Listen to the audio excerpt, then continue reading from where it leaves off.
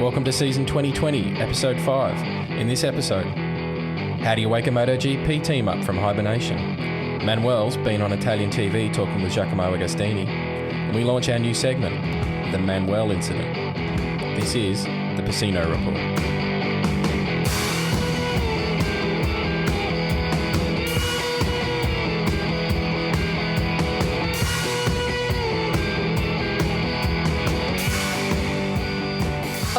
Welcome to the Pecino Report, the official podcast of pecinogp.com, hosted by me, Dave Gill. We've all made it through another week and it's time to talk all things MotoGP. But before we do that, let's check in with my co-hosts. Going to take it a little bit differently this week. I can see Stu and I can see Andra. First one to put their hands up gets my attention. What, Stu? I had my hands full. I had a beer in one hand and my notebook. You won. I won something. Yay! How was your week, mate? My week's been fantastic, Dave. Have we all been out there? I hope we've had a really good week in isolation and lockdown. Mine's been just as boring as every other week so far. No, it's been really good. I've been having a look around at a lot of the news that's been coming around this week, and we know about the €9 million assistance package for the satellite teams. That's fantastic. And we know there's been a lot of discussion between DORNA and the factory teams about cost cutting. And I know last week we spoke about Ducati's Muppet Show performance on YouTube as well as the development freeze. But look, something I wanted to just quickly bring up this week as I say hi to everybody is I read that Gigi Dall'Igna has been pushing for a one bike per rider rule if the season eventually gets underway. Now I know this has now been completely shut down by the other 5 factory teams, and rightly so. And I think considering the bikes are already sitting under their covers right now, the mass opposition, I think, is not much of a surprise. So realistically, I do want to start off by saying that Gigi gets my facepalm of the week. Nicely done, Stu. I think we just came up with a new segment. Facepalm of the week. How are you, Andrew? It's your turn, mate. Oh, I'm fantastic. I've got a list here. So how long does this episode go for? We're going to shamelessly plug your new section on this show. Tell us what you've been up to this week. Ooh, shall I start with the good stuff or the boring stuff? Nah, just the big stuff. Start with the Melissa All right, stuff. come on. I've got lots of stories to tell. First of all, we're launching a new, what do we call it? A new segment. A new segment, and it's called What the Andra, and it's basically I'd like to call it interviewing, but I'm a little bit too casual for that. So chatting to, different riders or maybe some girlfriends or some grid girls or, yeah, who knows, who might pop up on it. But this week we've done... Yeah, I was just thinking it's just going to stop there. I'm going to get all these suggestions now. Hey, everyone has a story to tell. I think that's absolutely fair. And if we have to add photos and video, that's okay. I thought the name of it this week was great because it's Manuel's legal team who are on retainers are already starting to circle with what the Andra. They're already anticipating what's coming down the line. Even as we said it, then Manuel's I think he just put his... Well, I can tell you some story about Grid Girls as well if you want. Oh! We're going to make an R-rated version. Downtown Melbourne Grid Girls. Oh right. Yeah, they're the good girls. We'll leave that to the end of the episode. Add that to the list for next episode. We record it on the E-Explicit podcast. Yeah. Then we can swear then. I'm happy with that. You've already got a couple of episodes in the can already. So who was the first one?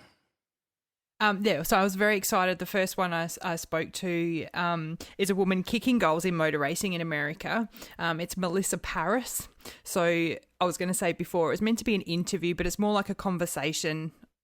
This chick, I felt like it was a friend that I was just chatting to on the couch. So Some really cool stuff came out in that. So that'll be available now as well. So jump on and have a listen and check out her story, check out her social media. See, now I'm going to go to the other boring stuff, but I'm going to tell you anyway because I wrote it down. I should have. You meant to build up. Yeah, I was going to say, I think we're meant to build up to the exciting stuff, not the back to front. Anyway, I found a MotoGP game on my iPhone. You don't steer. You basically have acceleration and brakes, And I have so much more respect for the riders because I'm struggling just with starting and stopping and not even steering. So I've got a whole new appreciation. Hang on, are you likening your appreciation for how hard MotoGP riders work by tilting an iPhone Yeah, and you to make a little couple of pixels go around a corner? Yeah, and so you've got to like do the whole apex thing. So you press the accelerate when you hit the green part, and you press brake when you hit the red part. Like they make it as simple as possible for you. It's bloody terrible. How do your kids go playing it though? I'm not letting them play it. I don't want them to make me feel worse. If we've got the time, we'll post some video of that because I'm desperate to see Andrew on two wheels. I even held my tongue outside my mouth. I tried different angles to see if it was going to help me, but no. Now, the man that I can see that is trying to recover himself in the top of my screen is the man himself, the man's name who is bolted to this podcast, Mr. Manuel Pecino himself. How are you, my friend? I'm pretty well here. How is it down under? Here in Spain, things haven't changed too much in the last weeks. And I think that the good news is that we are going to be locked down another month. That's what I have to say from here. Only another month, though. So yeah, that's okay. So let's talk about bikes. That is a better news. There is light at the end of the horizon, though. Dorna was speaking to the teams today and some big news came out. Mm. Yeah, there has been quite a few good news, positive news. I don't know, at least positive. Then we have to see if these news happen at the end or not. But there has been basically, the circus is starting to move, right? Yesterday, I got a phone call that told me that there is a test scheduled for end of July in Jerez. MotoGP test, just MotoGP test. Then I know that Dorna has told the teams that the intention is to start in Austria in August. So these two news are really good news because it seems that something is waking up and everybody is on the move, and this is fantastic. Finally! Yeah. And do you mean I might get to watch a real race? My first ever real-time race. What? Sorry.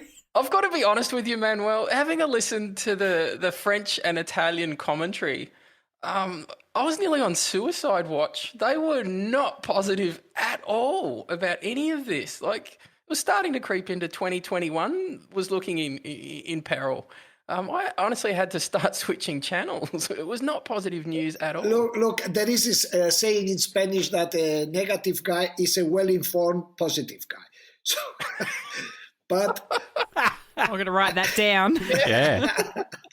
But listen, no.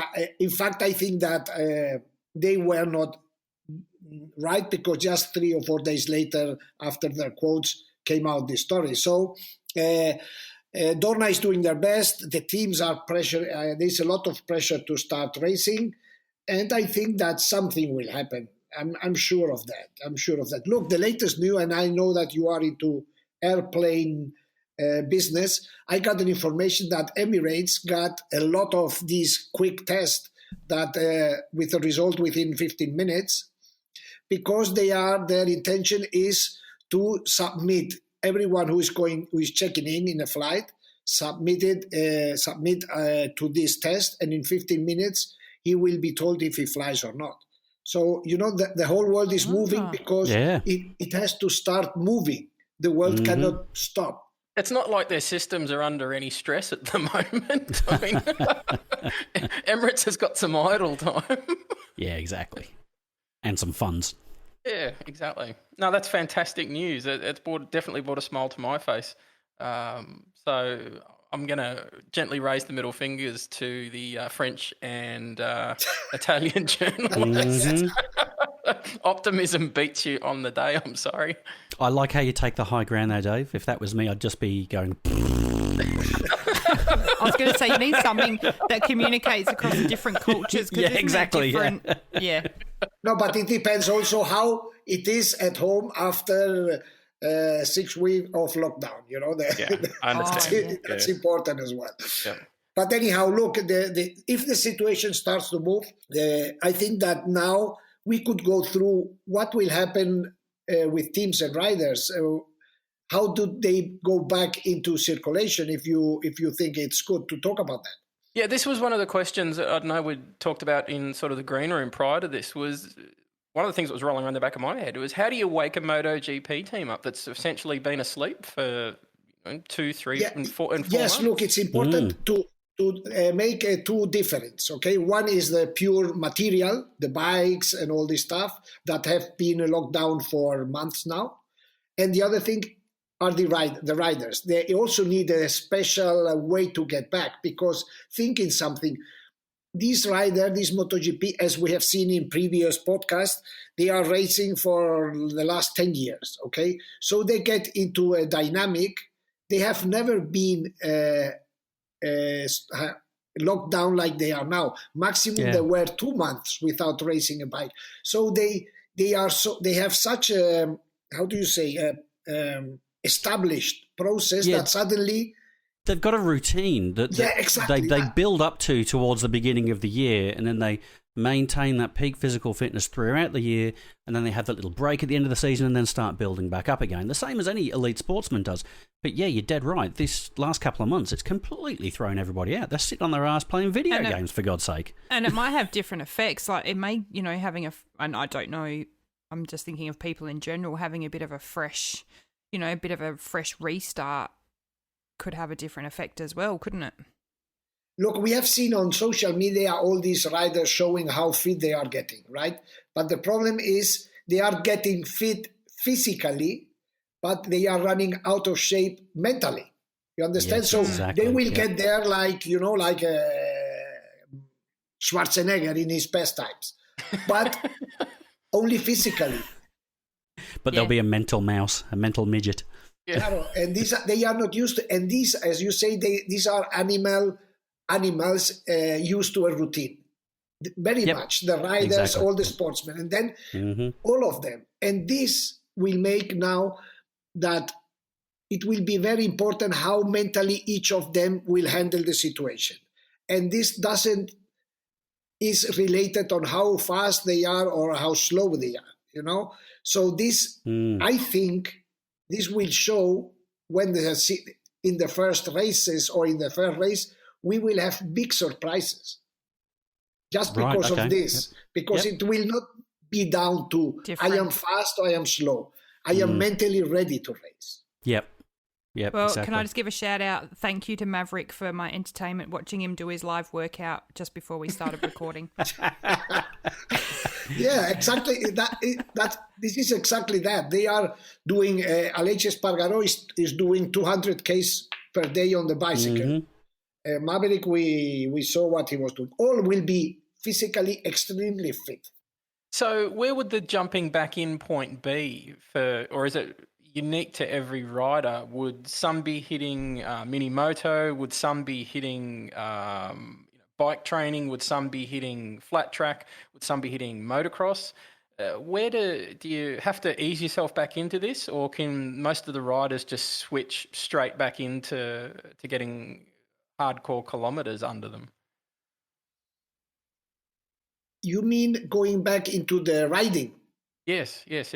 Well, the riding, yes, they will go back to the riding when they open the doors and let us go out of the house. No, but it's not the case in Italy. In France, they already told that they will be locked down until the end of May or something like this. Like they will be announced that we also will be locked down.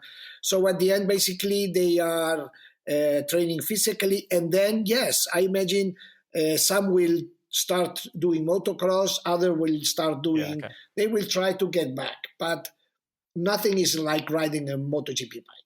They're all basically just twiddling their thumbs until they can get the real thing underneath them. Mm-hmm. Yeah, and then going back to how all this will restart, let's go back to the bikes. Look, we have also explained here in our podcast that all the cages with all the bikes, they were stored in Qatar for a long time, okay? They just returned to Europe last week. So what can have happened with the bikes? Obviously, the humidity may have caused some corrosion. Yeah, yep. On the bikes, on the chassis, on the suspension. This is the corrosion, the change of temperature, the moving from one place to another. When they open the cages, they will see it, because also in this factor, a situation like this has never happened before. So the technicians and the mechanics, they don't know what they are going to face when they open these cages. So there's going to have to be some pretty in-depth inspection routines before they even start those things up, and never mind let a rider throw a leg over. No, look, and I spoke with, sorry, yes, Andra? Oh, sorry, I was going to say, where are the bikes? Because I know we mentioned things being locked up in a certain place. That's obviously all the setting up and bits and pieces. Do each team actually have possession of their bikes, or are they with everything else? No, the bikes are in Spain, stored somewhere in Spain. And I imagine they will be sent to the different race stores or race offices, or how you call it, I don't know. And there are some bikes in the factories. But another interesting thing very much, and this is completely related to MotoGP, as you know, the distribution of the bike is via pneumatic valves, right? Andra, this is for you like I'm going university, college, university level. I'll just nod and pretend I know all about mechanics and this would be very difficult to explain. So this is just quickly for the diehards, right? Okay, go. Yep. Okay, so this pneumatic valve system that is pneumatic, or that has a certain pressure to work, when these cages travel, this pneumatic system is fed by some bottles that are fixed to the bikes to keep the pressure inside. Yep.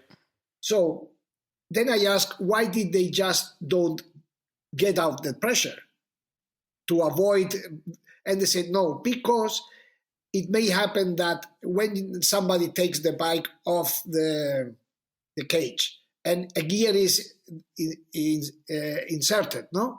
They move the bike and maybe some valves get wrong. So they put the pressure. What will happen?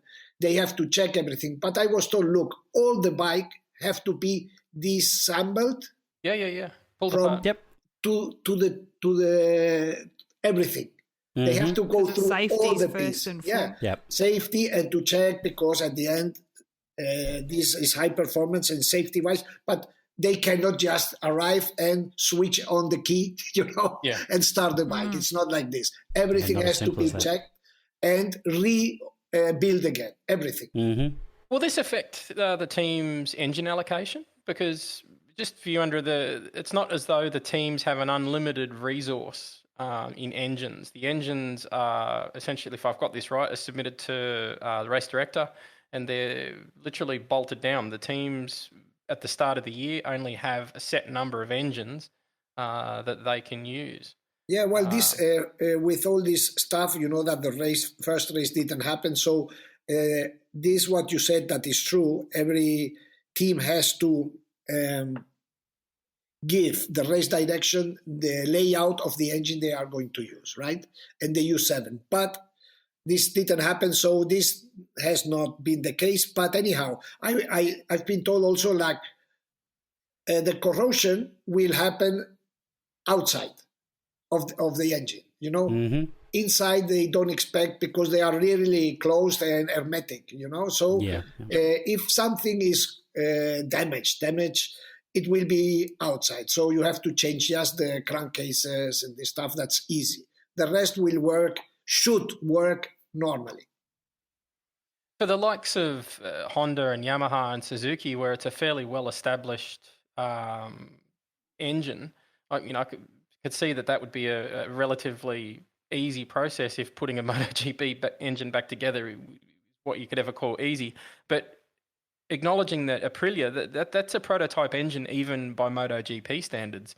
That was the first year that they've run that engine. So are they going to be affected any differently? The fact that they haven't had the research and development time, they haven't had the ability to produce what essentially could be required spare parts for that engine. Are they going to be disadvantaged at all going forward?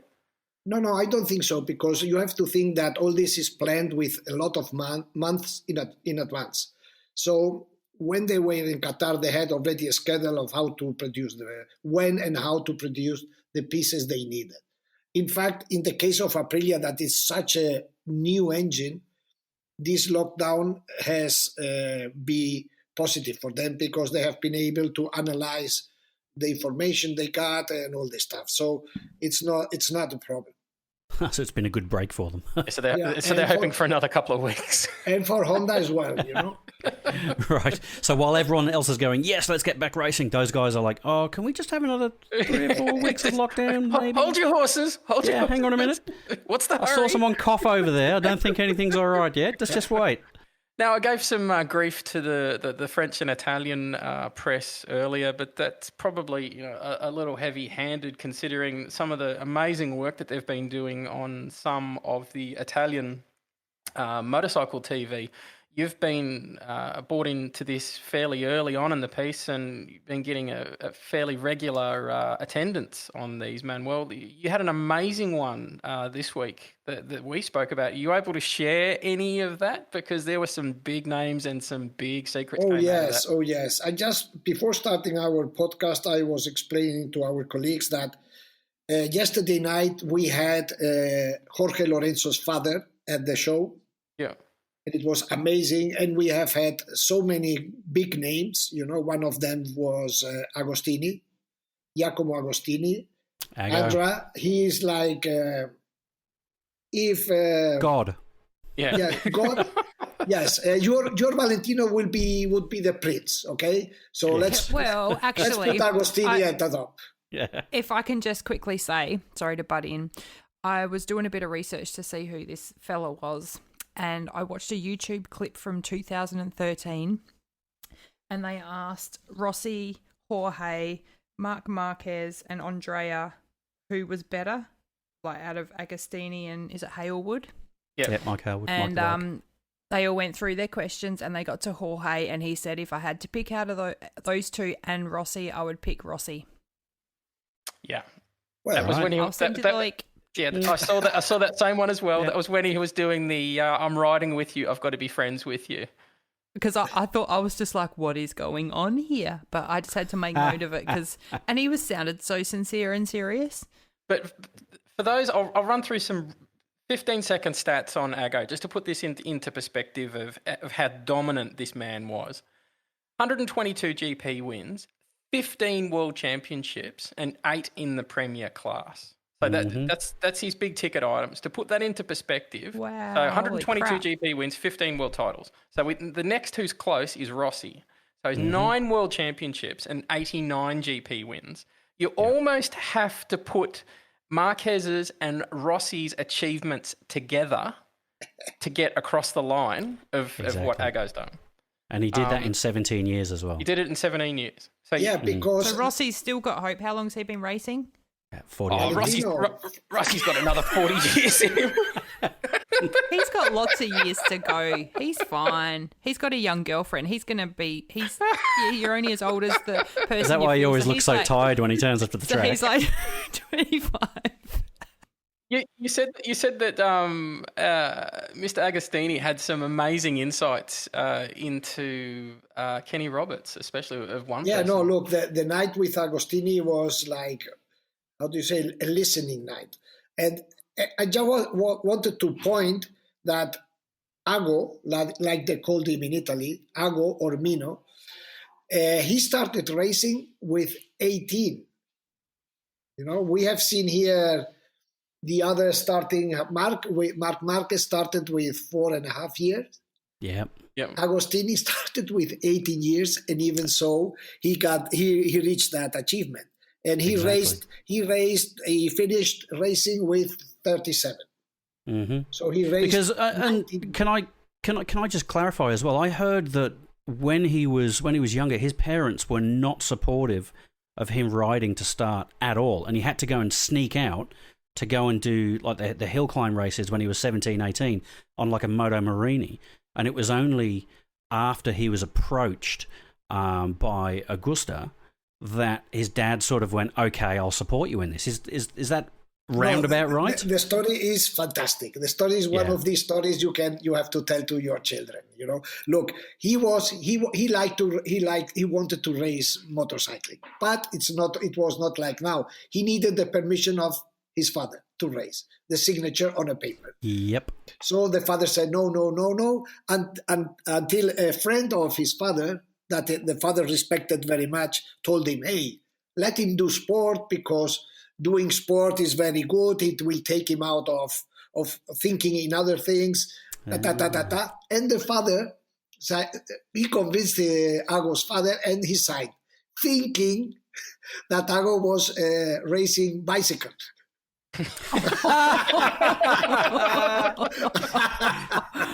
That is gold.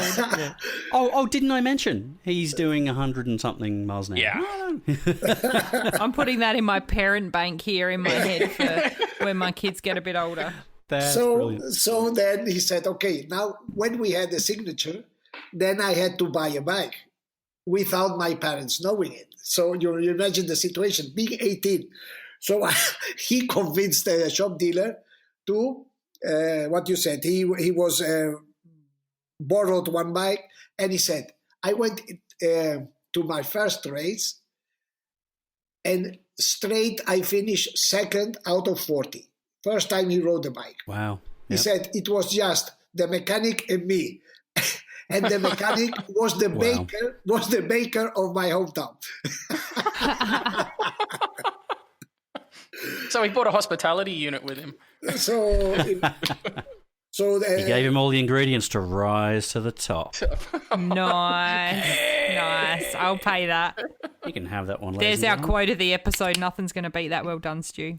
So, and then obviously we asked him about how was the process to end his race. Such a guy who wins so much, and we are seeing with Valentino, to take the decision to stop is a difficult decision, especially when you are successful, when that's your life and you travel and this and that. He told me, look, when I started to win, when I ended to win 12, 13 races a year, and I just was winning 7, 8, I thought that my time has come. So he went out on a high. He didn't sort of... Yeah, and he said, look, when you, journalists, started to tell me when I finished second, Agostini's finished, he said...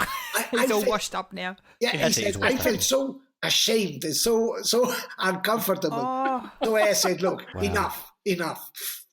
And he told us, look, it took a long time for me to take this decision.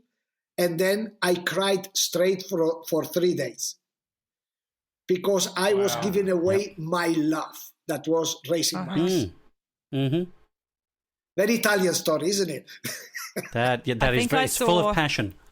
I saw that he'd said something about Rossi and said something about he's not going to be as good anymore, but I take my hat off to him for having fun or some kind of thing. And like he said, if you could keep doing it forever and ever, he'd still be racing. He said exactly 70 something. Obviously, the question was, what do you think about what is Valentino doing? He hasn't won a race in 47 Grand Prix, no? And his last world title is 2009. He said, look, the difference is when I started not to win as much as before, I got upset and I didn't have fun anymore.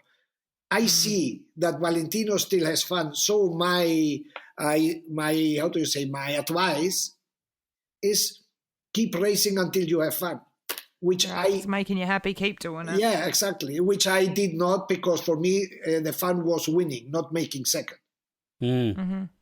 But he stuck around. He never left the paddock realistically, because he went on to go and manage the Yamaha team, the Marlboro team for a while, and then he managed the 250 team as well for a while there. And he's never really left the paddock. He's always been an amazing influence on a lot of these younger kids that are coming around. The fact that he's been there to give them advice and to talk to them and show them that presence. There's so many other guys that were world champions and they retire and they disappear. But it seems to me like he's given back to the sport. He's never stopped giving. Yeah, look, the thing is, Ago had one of the best teams of the championship once he retired, because he retired and then he got this huge sponsorship by Marlboro at the time where the tobacco money was just flowing around, you know. Yeah. So he built up a very important team in which he had the best names of the championship. Yeah, Lawson, you know, Roberts, Crosby, yeah. Lawson raced with him. Roberts, I don't think so. Roberts stopped before. He had that team. Lawson, he had Kosinski, he had Freddie Spencer. And Freddie Spencer, that's right, yeah. And he had Luca Cadalora, many Italians. He had Alex Cribillet. So he had a lot of riders. And talking about Spencer, there's another fantastic anecdote too with Freddie. I asked him, when did you see Freddie Spencer for the first time? Andra, Freddie is the world champion, that the youngest major class world champion that has ever happened before the arrival of Marquez, okay? Freddie, or even with Marquez, because Freddie won the championship being 19 or something like this, okay? And Freddie, he said, the first time I met Freddie was in an English circuit. I don't remember which one. He said, okay, then I was the big star at that moment. And then a very young guy, American guy, arrived in a van with one mechanic. He had never seen that circuit before. We went out of the track. He made the fastest lap. And then on Sunday, he won the race, finished the race, put the bike back in the van, and flew back to America. So Agostini said, I realized that this guy would be somebody in the future. Yeah, of course. Would have reminded him of himself at that age as well, realistically, yeah. And look, the second anecdote is the Freddie, after quitting, he tried to return to racing, as you know, right? Then he went to see Ago, and I asked Ago, would you hire Spencer again now, knowing what happened? He said, of course not. When Freddie came to me, he told me, look, I have absolute commitment to be again fit and race. And he said, Agostini told me, he promised me that he had stopped drinking 1 liter Coca-Cola per day. That's got to be good for you. Yeah. So he said, gives you energy. Yeah, that's why they called him Fat Freddy when he was returning. Yeah. Oh, you stole went my from line. Fast Freddy to Fat you Freddy. stole my line, Manuel. You went from Fast Freddy to Fat Freddy. Exactly. So he said, I trust him. And being 28, I thought, okay, see, if this guy has still the commitment, he has the speed, so let's try. So he flew with Freddy to Marlboro, to Philip Morris headquarters in Switzerland. They sat in the front of the CEO or whoever took the decision at that time, and we agree, we are paying Freddie to come back. He said he never showed that commitment. It was a disaster, you know. He didn't mention if he still was drinking 1 liter Coke or not, but it never worked out. Like today, where we see, a couple of years ago, we had the Rossi Marquez battle. We're starting to see that shape up now with Viñales and Quartararo with Marquez.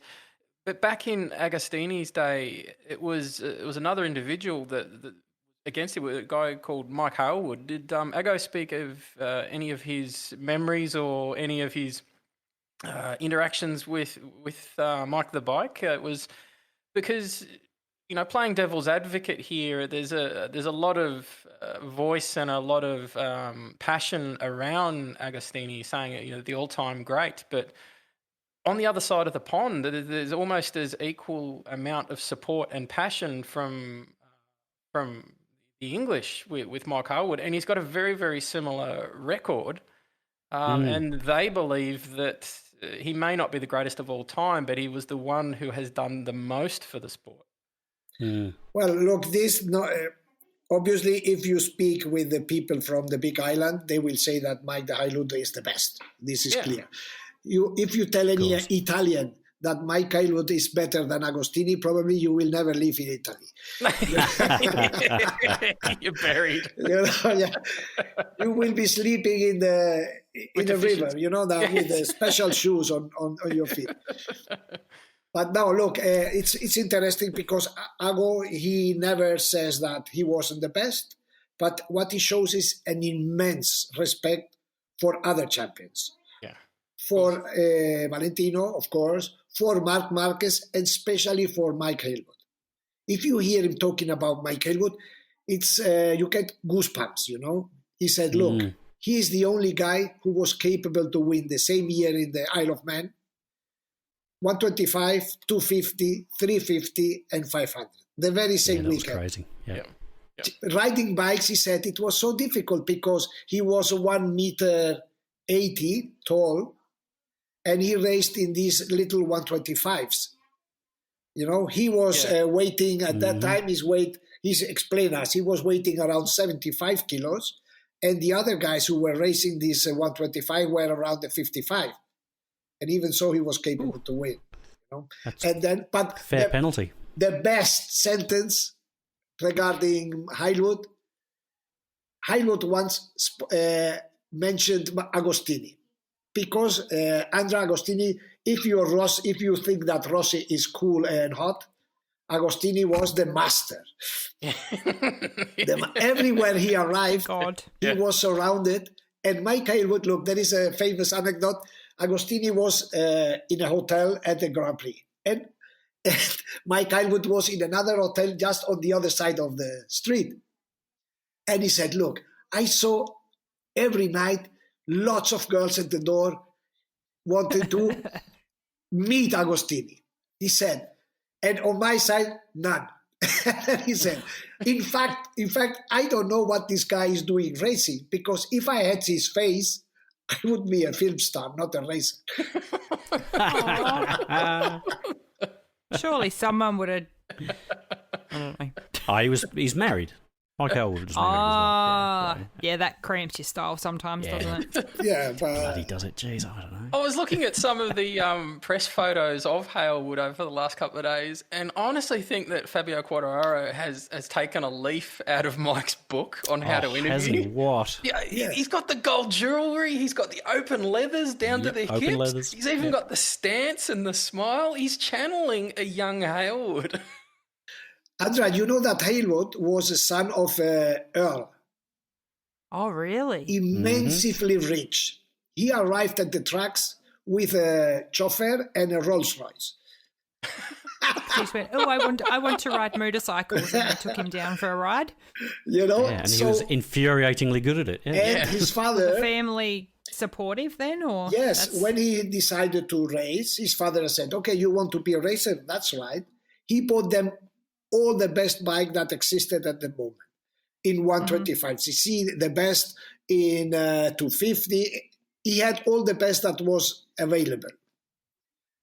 But he really take profit out of it. It was just not the son of a rich, He got for it, and he was really into motorcycling. But the father, when he made money, when Mike made money, he showed him the bills of how much he had paid for the bikes and made him pay back. Oh, it sounds like he was pretty grounded, and obviously that was good parenting. I'm Yeah, going to mark yeah, that one true. down as well. Should start taking note. How good that he could have done anything he wanted to, but he was actually obviously passionate and good at it. Yeah, and another funny story, or nice more than funny, is as they don't needed money, they don't needed any sponsor. So they wrote on their fairings for love to the sport. That's what was That's beautiful. On his That is bikes. beautiful. And he was really good. There are so many stories, so many. You know that later of that he raced in F1 as well. And what was it? Was he good at that? Yes, he was quite good. And look, something very quick, an anecdote. There was a race where a car crashed and started to get on fire. And there was a driver inside. In an F1 race? Yes. So Mike arrived with his car. He stopped the car.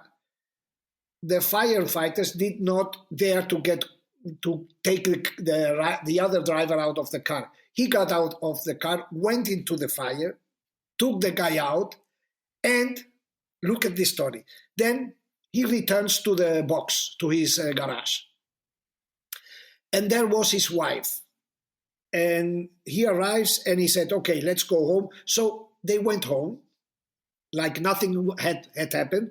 And then when the wife in the papers reads the following days what he has done, she asked him, hey, you didn't tell me nothing. And look what Mike said. Why should I? Firefighters do this every day and it's nothing special. Oh, what an amazing human being. Yeah. No, he was something different. He was a gentleman, a real gentleman. Mm. So at the end of that, she rolled up the newspaper and hit him over the head with it to teach him a lesson. Probably. Oh, that's beautiful. And the end, that the end of Mike Hailwood was one of these tragic Greek dramas because he got killed. A pointless way to die, wasn't it? Yeah, he got killed in a car accident with his daughter while they were going one night to buy fish and chips. One truck did a U-turn in the middle of the night and he just ran into the truck. Yep.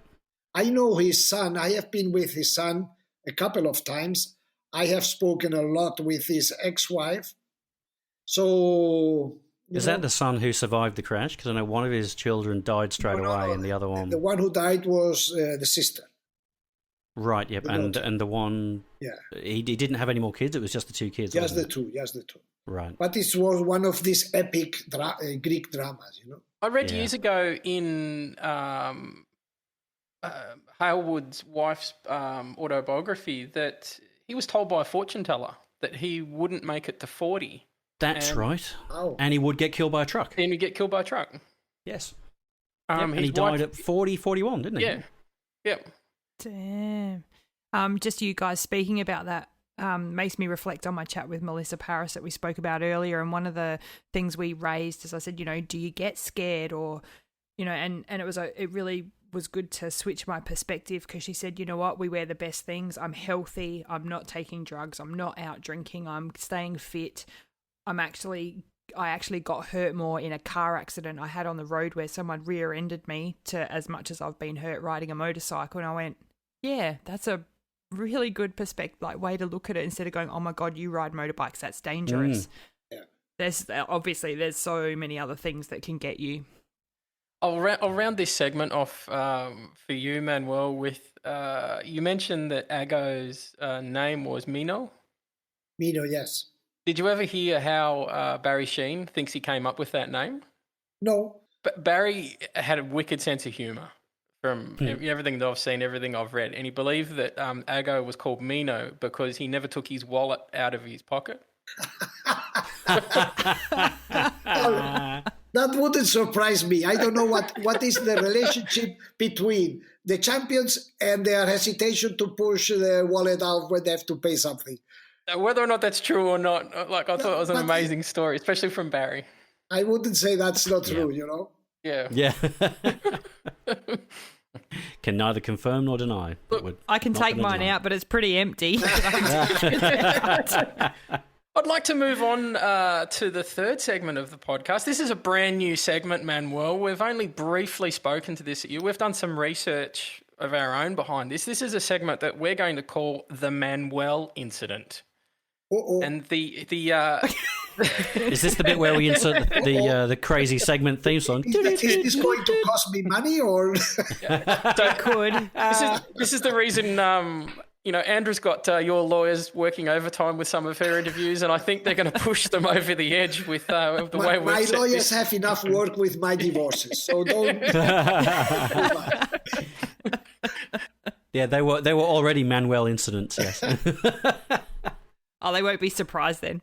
The aim of this is to present you with a MotoGP personality, either existing or prior, one that we know that you've gotten to know very well, and you will give us one word to describe them and the strongest memory that you have about them. And I want to reassure the listeners that Manuel has no idea of the names. And I'll tell you by the first one I'm about to give him, it's going to be true. Can I just quickly say something? Go. The thing I'm most interested to see here is I want to hear Manuel say one word. No pressure. There's the challenge. I won't make that, you know. don't be cruel with me. Don't be cruel. Yeah. I like how Dave says one word and a memory because he knows the story. There'll be something to go with it. Why don't we make it one phrase? I love it. I love it. Are you ready for this, Manuel? Let's go. This is the first one. This could go one of two ways. This could be the last episode after we go into litigation. Have you checked with this person's lawyers as well that they don't mind being spoken about in this section? I am locked down, so you've got at least 6 weeks. All right, here we go. So this individual, still in the paddock as we see it today. 15 wins, 41 podiums, 2 world championships, is the HRC team manager. This is Cito Pons. One word to describe Cito. I think we should make him guess who it is too when we give him the clues. He should tell us who we're talking about.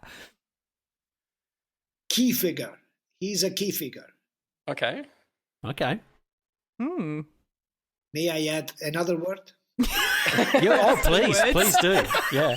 This podcast has got your name on it. That's unbelievably restrained considering the conversations. He's Go for it. No, a key figure for the Spanish motorcycling. That's it. Okay. Do you have a memory? And your strongest memory of Cito? If you had to describe Cito from a memory, how would that? He once phoned to my chief editor and asked him to fire me because of something. Because of something you wrote. I exactly wrote about his how much money the team cost and how much money he was saying that it costs. Wow, two there you different go. things. Yep. This segment's going to be good. This is going to be great. Now we are quite good friends, but at the time he wanted to kill myself, my family, everyone. How long have you known him for? Since 93. Since 93. Okay, so you could have given him one of your ex-wives. He has enough with himself, you know. Hey, he said they're friends now. He doesn't dislike him. No. We now speak and we see. Do you remember our words? Yeah, we laugh. Now it's fun. Yeah. At the end, time is. Oh, that's cool. All right, awesome. Who wants to go next? Me. Andra. Go for All it. right. Everyone will guess this probably in the first line. Okay, you got to give Valentino me a bit Rossi. No, but just quietly, I just have to tell you, did you all see, and I can post a photo for our listeners, I was wondering why I'm so drawn to him, and I found a photo of my husband and I from years and years ago, and there was quite a similarity. You basically married Rossi. Yeah. Your husband actually looks like, when he was younger in that photo, looks like a cross between Rossi and John Hopkins. Yep, I'll give you that. Oh. Mm-hmm. The funnier part was Dave said to me, what was Adam's reaction? And his reaction when I said, look, here we go. This is why I've got the hots for this guy. And he wrote back, was pretty much his response. No competition, please. No comment. No. And I know that I do compare to a 25-year-old model. I'm just a little bit of an older model, but that's okay. All right, back to business. So, all right, I'll let you guys guess from the first line is the greatest rider to have never won a championship. Oh, geez, that's a long... Aaron Slight. Oh, well, I'm not even going to say the rest of my lines. No, go on. There are some. There's 2 or 3. Oh, okay. Yeah. Well, this one's not going to give it away because I wrote he's raced and won against the other guys, but not a championship. Come on, I've got to ease into this. I'm new to this. All right, it's Danny Pedrosa. Well done. Very good. Yeah, okay. Well done. I had another name in my mind. I had another name. That was genuine. Oh. That was genuine surprise on Manuel's face. Who were you thinking? Randy Mamola. Yep, that's who I was thinking. The animal. Well, I didn't do that very well, did I? Danny, No, but I picked Danny because he's, from my big education I've had, he's always there. He's consistently around. He seems so above board, on track, off track, but he has never, and he's retired now, right? That's right. And he never won a championship, but he One was word. up there. One. No hyphens, one word. Annoying little brother is 3 words, isn't it? Because one word, Danny. It can't be Danny. You got to pick a different word. Yeah. You can make it a phrase, Manuel, so maybe 2 or 3 words together. And extremely short isn't fair. Can we just put this down on paper that Manuel is speechless in this moment? And I know. because of me? Well First done, time ever. Andra. Thank you. Yeah. Go to the next and meanwhile I think the word. Oh, you want to have a think about this Yes, one, I do you? need. Okay.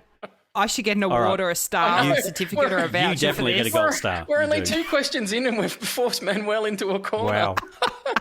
Okay, look, I'll do mine, okay?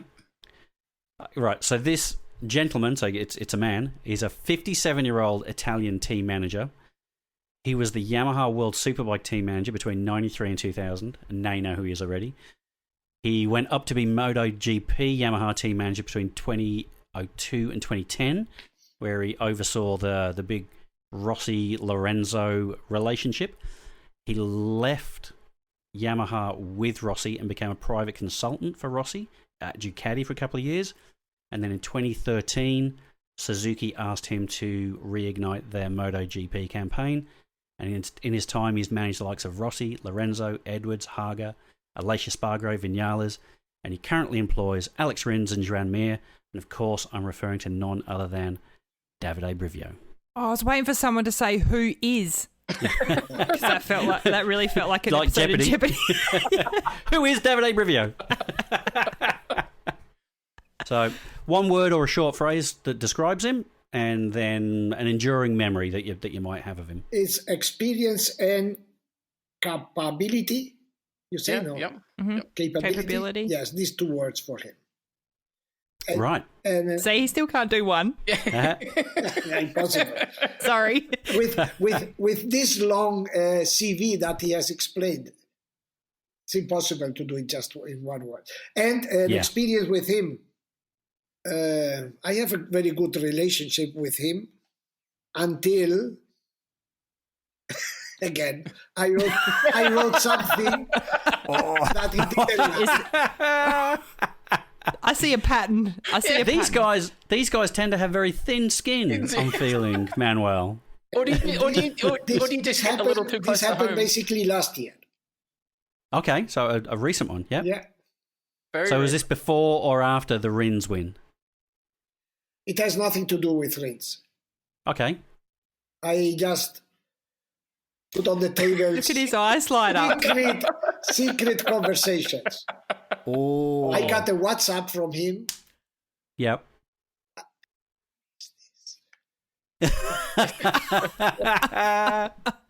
What did you do, though? Wow. What did you do? Wow. I do my job. Nice. Look how I know that the listeners Nice. can't see Manuel right now, but his eyes are sparkling. Oh, he's being very, very diplomatic, ladies and gentlemen. There's an at the moment. 18-year-old with mischief in those eyes. He is. This is my new exactly. favourite segment. I like This this. We is- should just do this we for the sh- whole time. We should just call it "Make Manuel Squirm." I'm still thinking. I can hear the- thinking on Pedrosa. I was still thinking. Wow. Federation. Well, but while you're doing that, what's your relationship like now with Brivio? Is it still a bit icy? Do you Yes, talk to him? Or? It's politically correct, Okay, yeah. So it's professional, and that's about it but at the moment. far from what it was at the before this incident. Okay. Is this a common thing in Okay. the paddock with Davide, or is With he- me. It's just you. We want to meet up with Manuel at a race somewhere. I'm thinking we should maybe just Distance ourselves So- from him. stay So- 10 paces away. So he's high-fiving Steve Parrish. And You know, David Valentino Emmett. didn't speak with me for 2 years. Yep. Okay. Wow. Gasp. Wow. What happened? Mick Doohan, I had also Mm-hmm. an incredible fight with Mick Doohan. Hmm. It's As long as you how do you say, on his shoulder, everything Hold a is grudge, fine. like chip on his shoulder. Yeah. No, as long as you say how good you are the best. Pat him on the shoulder, tell him That's how why good he I've is. told you that I never want to be a friend of a rider. I cannot. Yep. Yeah. Well, you've got a job to do, as we said in one of the last podcasts. You have a job to do before anything else, don't you? And that is to report what's happening around the paddock, realistically. So, yeah, you're right. You can't be. And I say you something that is very cruel. Look, when a rider speaks to a journalist, he knows that he's speaking to a journalist. Mm-hmm. So there is no off record while we are working. And they know. And then they come back, no, because you know that I am not your grandmother. I am the journalist. You know the score. Yeah.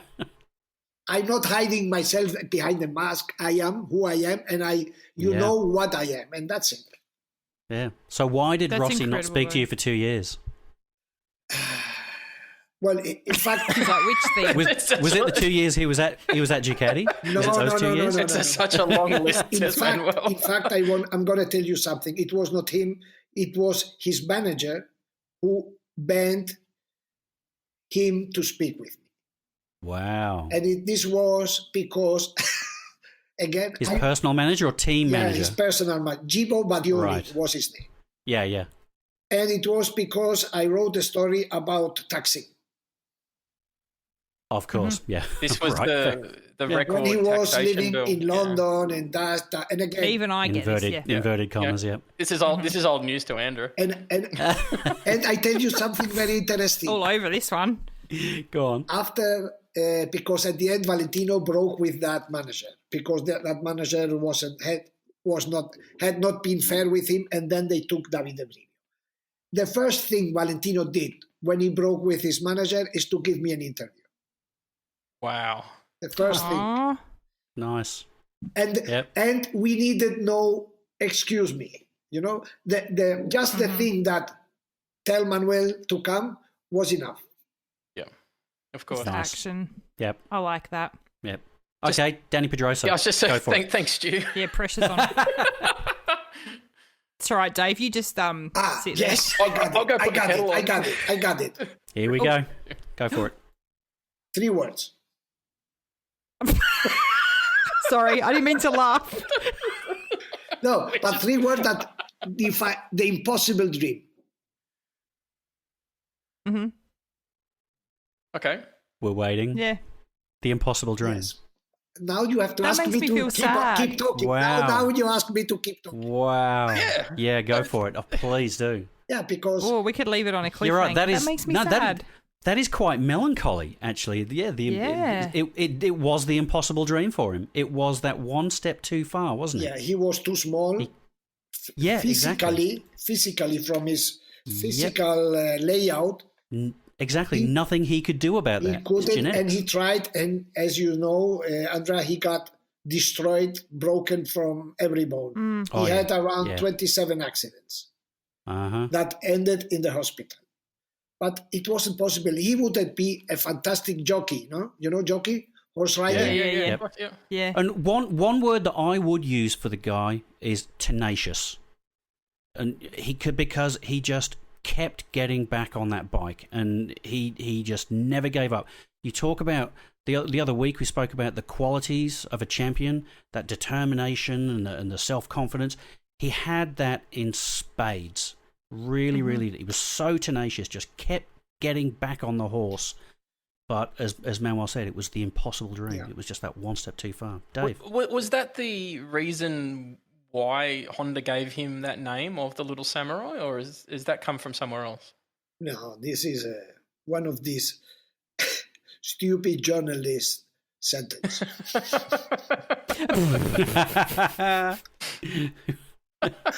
Somebody who had no headline that day and just wrote that. Yeah, okay. I just thought with the What an impossible, incredible guy. the impossible dream and never giving up, whether or not there was a connection to the Little Samurai. So I loved not only watching Danny, but also loved his helmet. It was one of my favourites on the grid. So Why? Just the design. I said, was just a huge fan of that era of helmet design. Look, I'll fortunately, have to Google that. Fortunately, Danny has changed a lot since his retirement. A lot. Okay, in what way? To better. Is he still involved? Yes, he's a KTM test rider. Okay.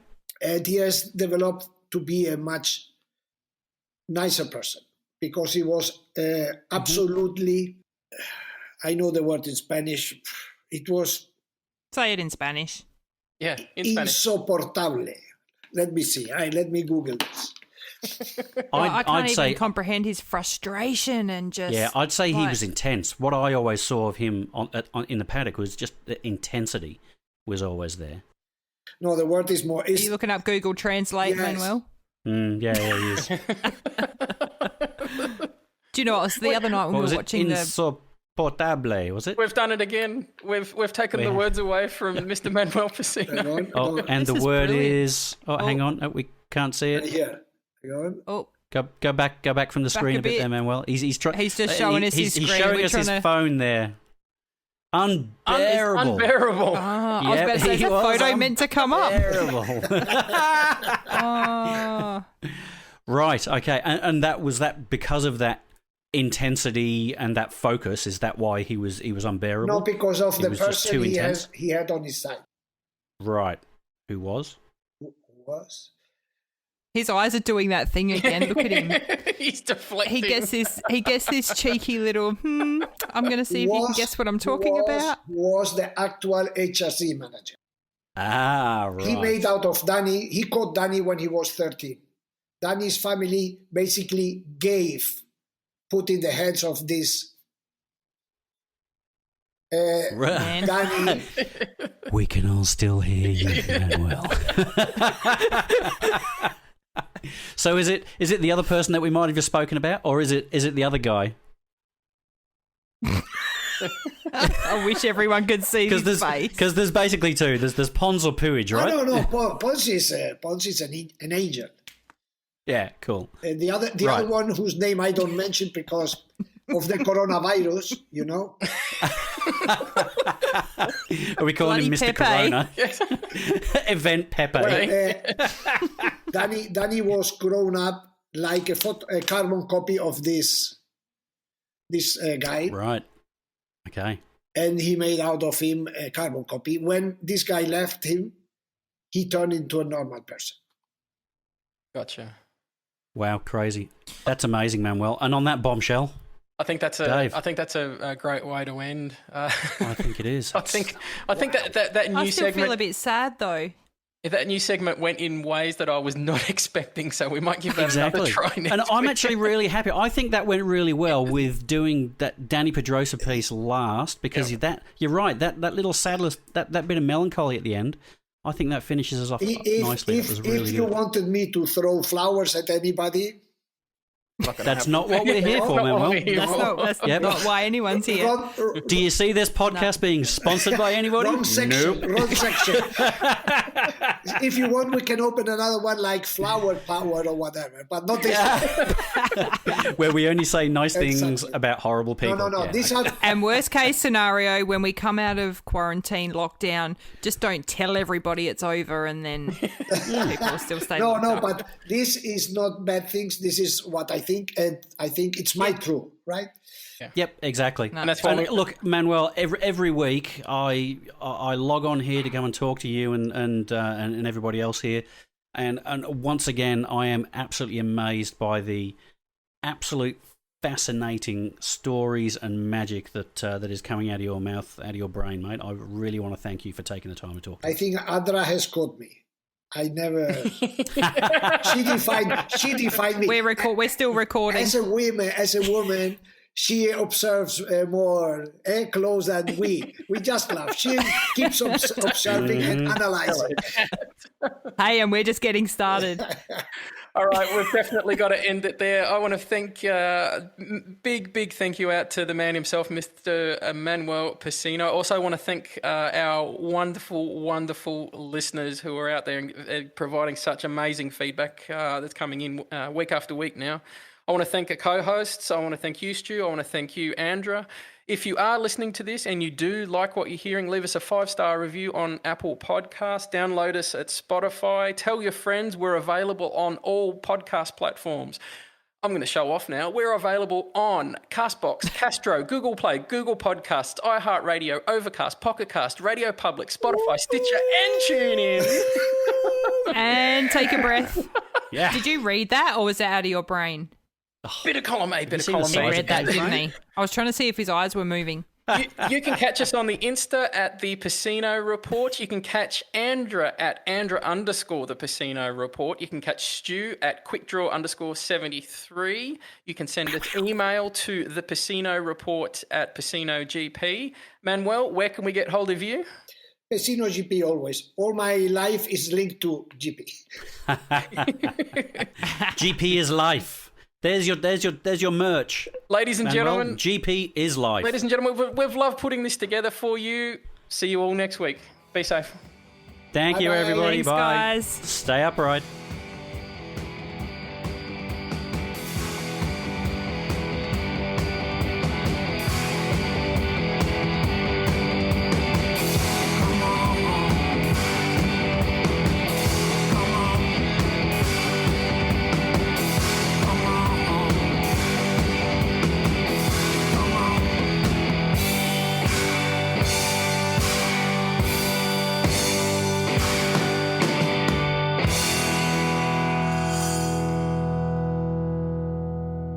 Stu, can you just share with Dave and Manuel what happened to me at the Cairo?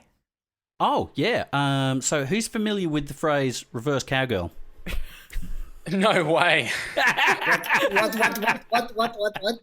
happened? What now? I'm interested.